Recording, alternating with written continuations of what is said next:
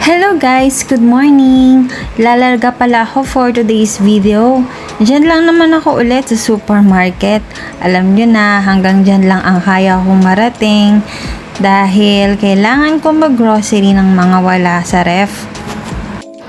Actually, dapat pera ko na lang yung gagamitin ko kasi mga tinapay lang naman at mga kung anik-anik. Kaso nung nagpaalam ako sa alaga ko, binigyan niya ako ng 500. Tapos bili na daw ako ng kung ano-anong kailangan pa sa bahay. Hindi kasi kami mabibisita ng anak niya for 24 days dahil pupunta siya ng Europe for a tour. Sorry, sosyala ng amo magtutour. Kaya ayun, may mga konting bagay na hindi siya nabili na kailangan namin ng alaga ko. At dahil nagpresenta na akong lumabas, kailangan mabili ko na lahat kasi kapag yung alaga ko ang bibili, bukod sa napakabagal, mali-mali pa minsan yung binibili. Buti na lang nagbigay yung alaga ko ng pera. At least masisave yung pera ko na dapat pambili ko. Nandito na pala ako sa favorite shortcut ko papunta sa supermarket. Nagdadalawang isip nga ako kung saang supermarket ako pupunta Pero dahil nagtitipid tayo, doon na lang ako sa traditional supermarket. Pansin nyo po ba guys, yung kapaligiran dito? Ito yung isa sa pinaka nagustuhan ko dito sa Taiwan. Napakalinis ng kapaligiran nila, napakadisiplina nila pagdating sa basura. Hindi nila kung saan-saan nilalagay. Tignan nyo, 'di ba? Napakalinis. Ang gandang pagmasdan kapag ganito kalinis yung kapaligiran. Hindi na pala gaano ganun kainit ngayon. Tirik yung araw pero yung hangin hindi katulad nung summer na sobrang init. Kaya hindi tayo masyadong stress sa init ngayon. Papasok na nga pala ako ng supermarket. Kukuha ako ng basket para paglagyan ng bibilin ko. Kala mo naman napakadami kong bibilin no? So ayan guys, samahan nyo muna ako mag-ikot-ikot ha.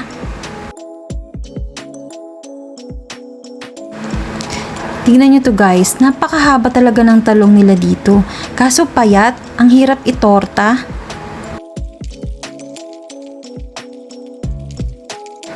Nakita ko nga pala itong macarons dito. Kaso hindi ko kasi masyado bet yung ganito kasi sobrang tamis. Mas gusto ko pa rin talaga yung macarons sa Goldilocks at sa Red Ribbon. Ay, favorite ko talaga yun.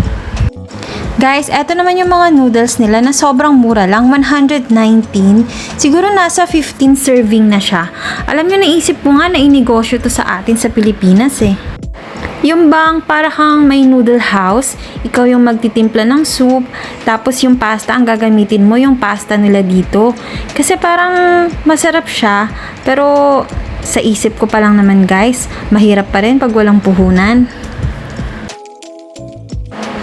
Guys, tignan nyo tong asukal nila. Apakalaki. Paano kaya to titimplahin? Meron din pala silang parang ready to init na lang. Ayan, pusit yan. At saka parang atay-atay. At saka native eggs. O diba, boiled na siya. So parang kakainin mo na lang talaga. Iinit mo na lang talaga. Meron din silang dito, putok-batok. Ang sarap naman nito. Pero bakit walang sabaw? Diba parang yan, adobo dapat. Eto, nakita ko na ngayon sa Jacko mayonnaise. Ang ganda ng packaging ng mayonnaise nila, no? Tsaka salad dressing. Kumbaga, pang isahang gamit lang siya. Hindi yung parang sa atin na malalaki yung lalagyan ng mayonnaise.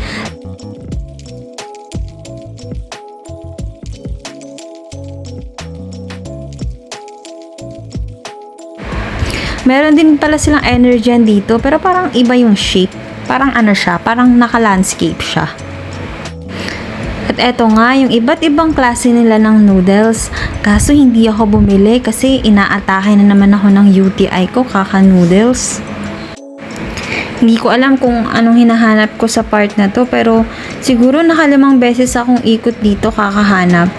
Fresh milk, yung parang milk na nakaano lang siya, nakaganyan, yung maliit lang ang packaging. Kasi alam ko may binili yung amo ko na ganun kasi hindi ko talaga siya mahanap dito. Tapos na nga ako sa kabila guys. Pupunta naman ako ng PX Supermarket, dyan lang siya sa may tawid.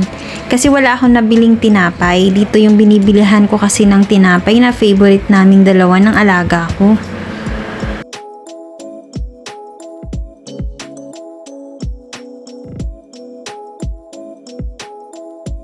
Dito na din ako bibili ng fresh milk na kanina ko pa hinahanap.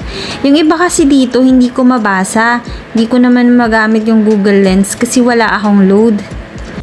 Guys, tapos na pala ako. Grabe, sobrang bigat nitong bitbit ko. Ang sakit sa balikat. Dumaan pala ako dito sa 7-Eleven kasi dumating na yung parcel ko na in-order ko from online store. Ayan guys, nakabox siya. Nandito na nga ako sa bahay guys. Bali, i-unbox ko tong nabili ko. Sobrang hirap ko kasi kanina mag-video dahil wala na akong kamay na gagamitin. Eto, malaki lang, sorry, hindi lang ako. Napulupot. Malaki lang siya pero hindi naman siya mabigat. So, i-unbox ko na siya guys ha. Actually, parang mga pagkain lang lahat to eh.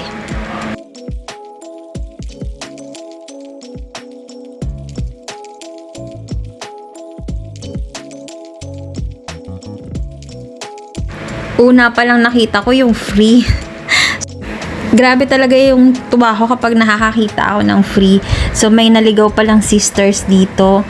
At eto, the rest, mga pagkain lang. Kakainin ko na to ng mga 2 months ulit. Kasi 2 months ago ako huling nag-order.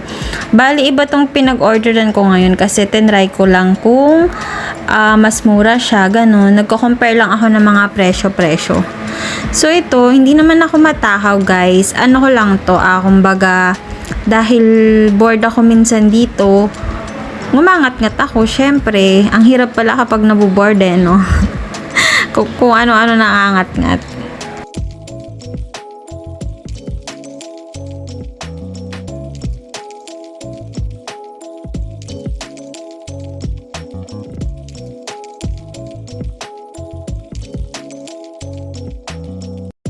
Syempre, dito tayo sa exciting part. Bubuksan ko yung free. Kahit ano pa to guys, matutuwa talaga ako basta may free.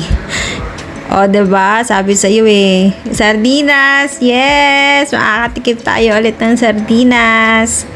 Galing Pilipinas. At chippy. Ano pa yung isa? Juice. Okay. Ayun lang guys. Salamat!